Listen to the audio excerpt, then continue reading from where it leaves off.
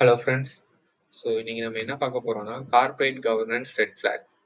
ஒரு கம்பெனியில் இன்வெஸ்ட் பண்ணுறதுக்கு முன்னாடி அந்த அந்த கம்பெனியோட கார்ப்பரேட் கவர்னன்ஸ் நல்லா இருக்கா, அதில் ஏதாவது ரெட் ஃபிளாக்ஸ் இருக்கான்னு நம்ம தெரிஞ்சுக்கணும். ஸோ வாங்க பார்க்கலாம். மொதல் ரெட் ஃபிளாக் என்னன்னா புவர் கேபிட்டல் அலோகேஷன்.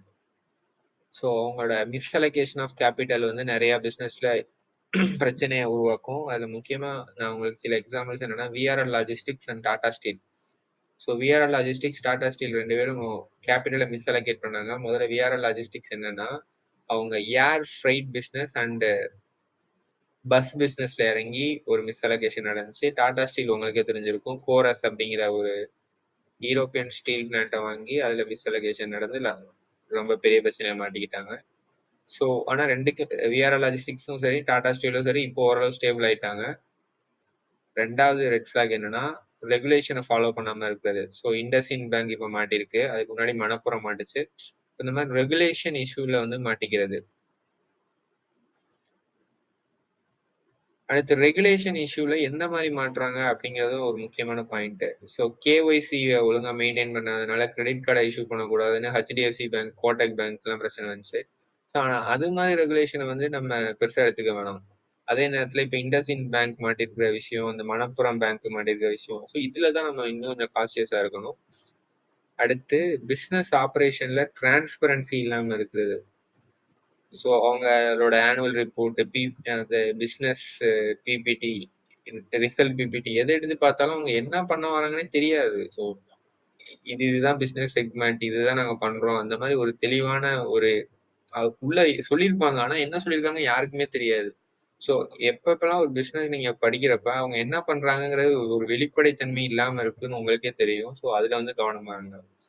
அடுத்து அன்ரியலிஸ்டிக் டார்கெட்ஸ். ஸோ ஒரு எக்கனாமில இந்த செக்மெண்ட் இவ்வளவுதான் வளர முடியும் அப்படிங்கிறது நமக்கே தெரியும். ஆனா இவங்க வந்து அன்ரியலிஸ்டிக்கா நாங்க இவ்வளவு வளர்ந்துரும் சொல்லுவாங்க. ஸோ ஒரு எக்ஸாம்பிள் மாமா எர்த், அந்த கம்பெனியோட டார்கெட்ஸ் என்னென்ன சொன்னாங்க நீங்களே போய் பார்க்கலாம். அந்த மாதிரி அன்ரியலிஸ்டிக் எக்ஸ்பெக்டேஷன் கொடுத்தாங்கன்னா நம்ம அதை வச்சுட்டு நம்ம இபிஎஸ் இவ்வளோ அதிகமாகும், அதனால நம்ம டிஸ்கவுண்ட் பண்ணி பார்த்தா சீப்பா இருக்குன்னு நம்ம வாங்கிடக்கூடாது. ஸோ அந்த டார்கெட் ரியலிஸ்டிக்கா இருக்கான்னு பார்க்கணும். அடுத்து லேக் ஆஃப் கம்யூனிகேஷன். நிறைய கம்பெனி அந்த கம்பெனிக்குள்ள என்ன பிரச்சனை நடந்தாலும் வெளியில சொல்ல மாட்டாங்க. அப்படியே சொன்னாலும் அதுல ஃபாலோ அப் இருக்காது. நான் பார்த்தேன் ஒரு கம்பெனி, அவங்க அவங்க கம்பெனில தங்க நகை காணாம போச்சு.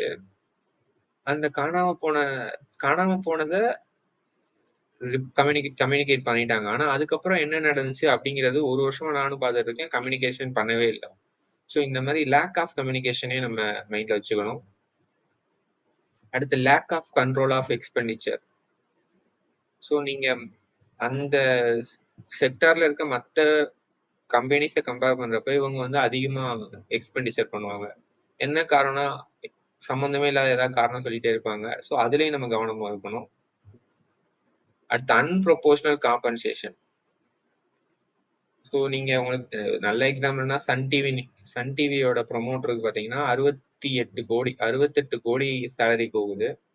ஸோ இந்த மாதிரி அன்ப்ரொபோஷனல் காம்பன்சேஷன் தான் நம்ம கொஞ்சம் கவனமா இருக்கணும். அதுக்கிட்ட நம்ம அது கரெக்ட் தப்பு அப்படிங்கிறத பாயிண்ட்டுக்கு போவானா. ஸோ அது வந்து ஒரு கார்பரேட் கவர்னன்ஸ் ரெட் ஃபிளாக், அவ்வளவுதான். அடுத்து இப்ப பாத்தீங்கன்னா ஸ்விக்கி ஜொமேட்டோல ஒரு பெரிய பிரச்சனை என்னன்னா லோ ஸ்டாஃப் ரிட்டன்ஷன் ரேட், அந்த சேர்ன் ரேட் அதிகமாவே இருக்கு. ஸோ இதுவுமே ஒரு பெரிய பிரச்சனை தான். ஏன்னா அவங்க எப்படி அந்த குவாலிட்டியான டேலண்ட் பீப்புளை திருப்பி எடுப்பாங்க அப்படிங்கிறது பெரிய பிரச்சனை. ஒரே ஆள் மாறிட்டே இருந்தாங்கன்னா. ஸோ இதையும் நம்ம மைண்ட்ல வச்சுக்கணும். High number of lawsuits. So ஒரு கம்பெனி மேல எத்தனை லா ஷூட்ஸ் இருக்கு. ஸோ அது பெரிய கம்பெனியா இருக்கப்ப அதை பத்தி நம்ம ரொம்ப யோசிக்க வேணாம். ஆனா சின்ன கம்பெனி மேல ரொம்ப லா ஷூட்ஸ் இருந்தா நம்ம கொஞ்சம் கவனமா இருக்கணும். அடுத்து சிஎஸ்ஆர் அலோகேஷன். ஒரு சில கம்பெனி சிஎஸ்ஆருக்கு இவ்வளவு நாங்க பண்ணிருக்கோம்னு சொல்லி முடிச்சுவாங்க. என்ன பண்ணிருக்கோம், என்ன இனோவேட்டிவா அவங்க பண்ணிருக்காங்க, ஸோ எதுவுமே சொல்ல மாட்டாங்க. ஸோ சிஎஸ்ஆர் அலோகேஷன்ல ஒரு சில பேர் ஒரு ஸ்போர்ட்ஸ் பிளேயருக்கு ஸ்பான்சர் பண்ணுவாங்க. ஸோ அந்த மாதிரி எதுவுமே இல்லாம சும்மா நார்மலா ஏதோ பண்ணேன் அப்படின்ட்டு சொல்றதை விட கொஞ்சம் இன்னோவேட்டிவா ஏதாவது பண்ணிருக்காங்களா நீங்க பாத்தீங்கன்னா அது ஒரு கார்பரேட் கவர்னன்ஸ்க்கு ஒரு நல்ல சைன். அடுத்து over diversification of business. So அவங்க என்ன பிசினஸ் பண்றாங்க அவங்களுக்கும் தெரியாது, நமக்கும் தெரியாது. அந்த அளவுக்கு எல்லாத்துலயும் கால் வச்சிருப்பாங்க. ஸோ உங்களுக்கு சிம்பிளா புரியுறதுக்காண்டி சொல்லணும்னா எல்என்டி வந்து ஓவர் டைவர்சிஃபைடு பிசினஸா இருந்துச்சு முந்தி. ஸோ இப்போ வந்து அவங்க கன்சல்டேட் பண்ண ஆரம்பிச்சிட்டாங்க. ஸோ ஓவர் டைவர்சிஃபிகேஷன் இருக்கான்னு நீங்க பார்த்துக்கணும். ஸோ இதெல்லாம் தான் எனக்கு தெரிஞ்ச கார்ப்பரேட் கவர்னன்ஸ் ரெட் ஃபிளாக். நான் ஏதாவது மிஸ் பண்ணியிருந்தேன்னா நீங்க அதை கமெண்ட்ஸ்ல போடலாம். ஸோ இது ஒரு எஜுகேஷனல் பர்பஸ் வீடியோ தான். தேங்க்யூ ஃபார் வாட்சிங்.